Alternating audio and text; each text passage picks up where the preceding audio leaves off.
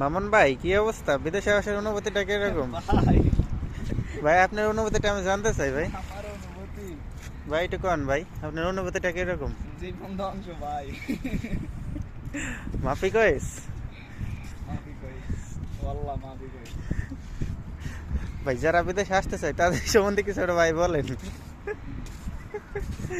ভাই কিছু একটা বলেন ভাই। ভাই আমার বলার ভাষা নাই।